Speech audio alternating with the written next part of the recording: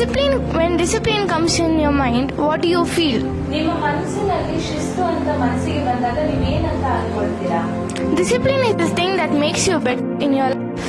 ಶಿಸ್ತು ಎಂಬುದು ನಿಮ್ಮನ್ನ ನಿಮ್ಮ ಜೀವಿತದಲ್ಲಿ ಸರಿಪಡಿಸುತ್ತದೆ. Example, when you are in discipline, ಉದಾಹರಣೆಗೆ ನೀವು ಶಿಸ್ತಿನಲ್ಲಿರುವಾಗ God will bless you even more abundantly. ದೇವರು ನಿಮ್ಮನ್ನ ಹೆಚ್ಚಾಗಿ ಅಧಿಕವಾಗಿ ನಿಮ್ಮನ್ನ ಆಶೀರ್ವದಿಸುತ್ತಾರೆ. So when we are in discipline, ನಾವು ಶಿಸ್ತಿನಲ್ಲಿರುವಾಗ we should keep our body in discipline, ನಮ್ಮ ದೇಹವನ್ನು ನಮ್ಮ ಶರೀರವನ್ನು ನಾವು ಶಿಸ್ತಿನಲ್ಲಿ ಇಟ್ಟುಕೊಳ್ಳಬೇಕು. and we should take it in under control. ನಮ್ಮ ಒಂದು ಹತೋಟಿಗೆ ತೆಗೆದುಕೊಳ್ಳುವ ಹಾಗೆ ಮಾರ್ಪಡಿಸಿಕೊಳ್ಳಬೇಕು.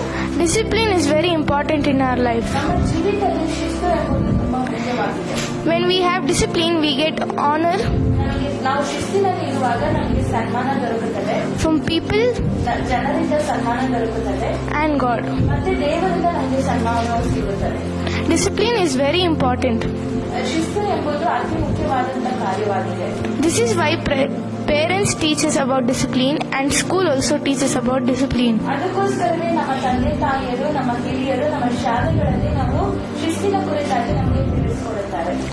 When we have discipline, we get some respect. ನಾವು ಶಿಸ್ತಿನಲ್ಲಿ ಇರುವಾಗ ನಮಗೆ ನಾವು ಜನರಿಂದ ನಾವು ಗೌರವವನ್ನು ಪಡೆದುಕೊಳ್ಳುತ್ತೇವೆ. Whoever loves discipline